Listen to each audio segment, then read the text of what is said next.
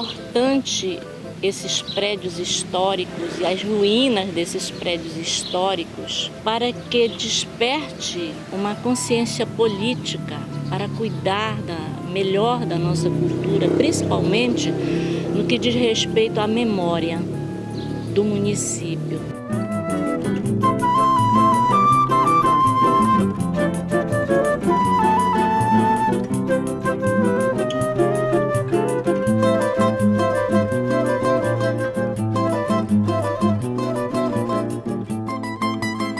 O que resta de prédios históricos da memória histórica de Santa Isabel são alguns do século XIX e século XX, como, por exemplo, a Estrada de Ferro de Bragança, o Retiro de Moema, o Grupo Escolar Silvio Nascimento, o Colégio Antônio Lemos, Clube Itália, a Terceira Igreja Matriz, a Praça do Expedicionário, a Igrejinha de Americano e a Igrejinha do Cacau e a Escola de Tapajós, o túmulo de João Miguel, o inventor da farinha de tapioca, o Mercado Velho, as paradas das ferrovias e a estação, a segunda estação, com a velha caixa d'água.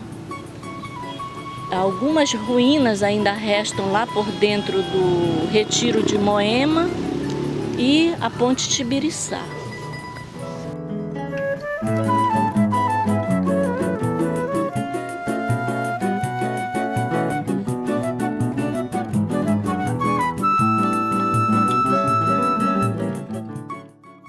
Esse colégio, ele teve uma importância significativa, não só para o município, para a vila, como para todo o estado do Pará. O Colégio Antônio Lemos foi fundado em Belém do Pará em 1893, com outro nome, Orfelinato Paraense, para atender as crianças órfãs. Para isso foi contratada a Congregação de Santana para tomar conta. As freiras acompanharam esse desenvolvimento do Colégio Antônio Lemos por um longo período de internato e ficaram ainda por um curto período de externato. Antes desse colégio ele era totalmente feminino. Ele passou a ser um colégio misto somente na década de 70.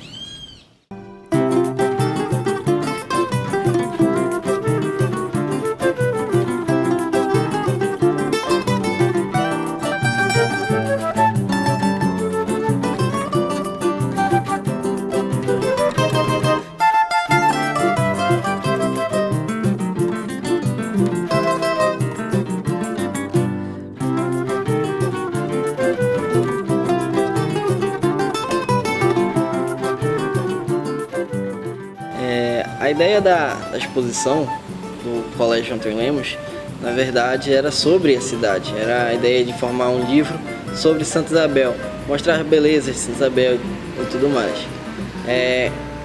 Como o Antônio Lemos foi o primeiro local a escolhermos para fazer as fotografias, né, capturar as imagens, acabou-se que o arquivo de fotografia do Colégio Antônio Lemos era muito maior do que nós iríamos fazer, no caso, o acervo completo da cidade.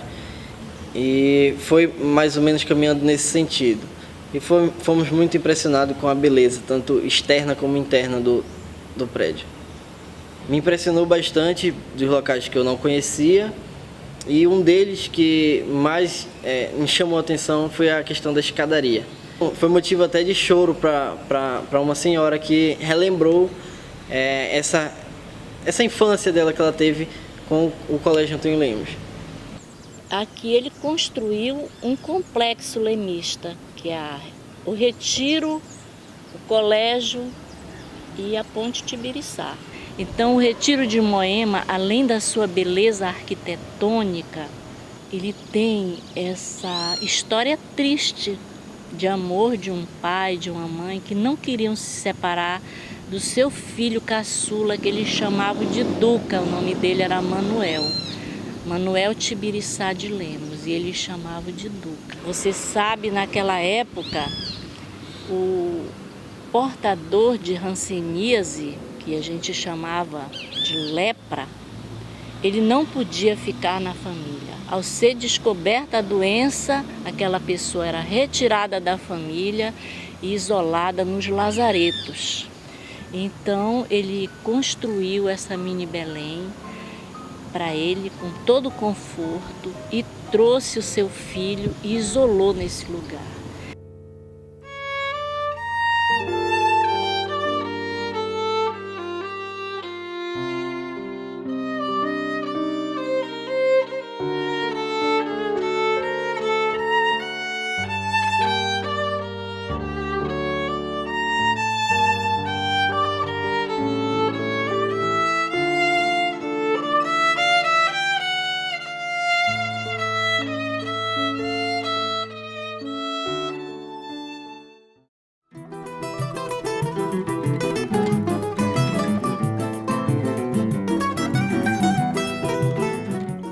Essa ponte foi inaugurada em 1906 e essa ponte foi palco de muitos eventos importantes. Era uma ponte diferente, aberta ao público, diferente do orfanato e diferente do Retiro de Moema, que era restrito à família e aos políticos. O nome dessa ponte, oficialmente, era Viaduto Antônio Lemos, em homenagem ao seu criador.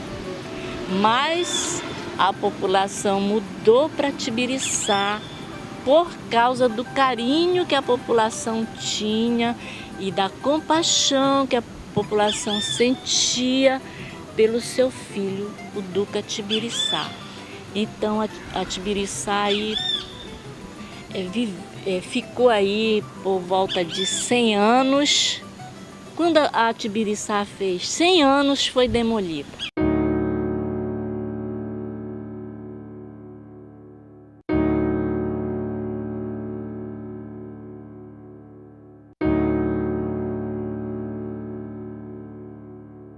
No seu lugar foi feito um asfalto e simplesmente não tem mais nem sombra da Ponte Tibiriçá naquele lugar. Mas a população ficou muito revoltada. Houve protesto, falta de zelo pela nossa memória cultural.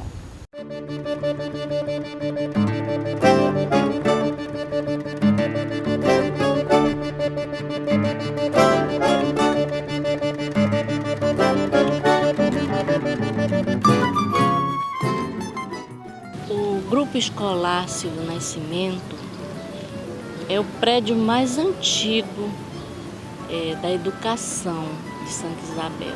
É mais antigo do que o orfanato Antônio Lemos.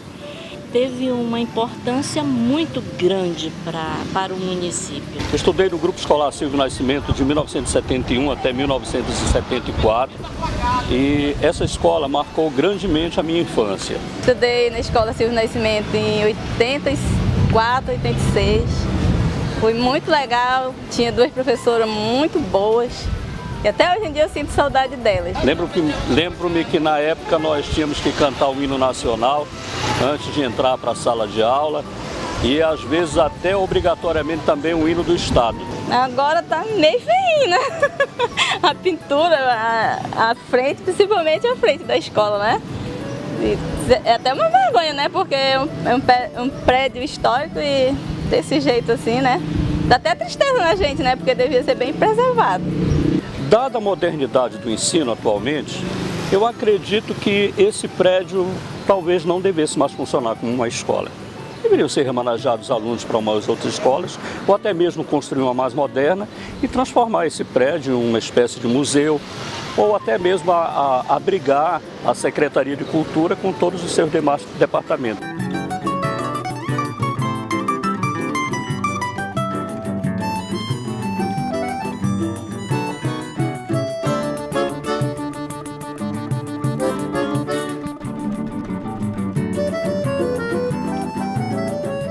aquele marco que está quase imperceptível naquele lugar, ele tem um significado muito grande para toda essa região da PA, da atual PA 140, de Santa Isabel até Vigia.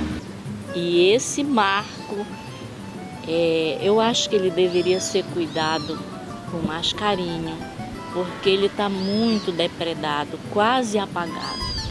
Nós precisamos cuidar melhor daquele marco, porque ele não é só a memória de Santa Isabel, ele é a memória de toda essa região, de todos esses municípios que chegam até Vigia.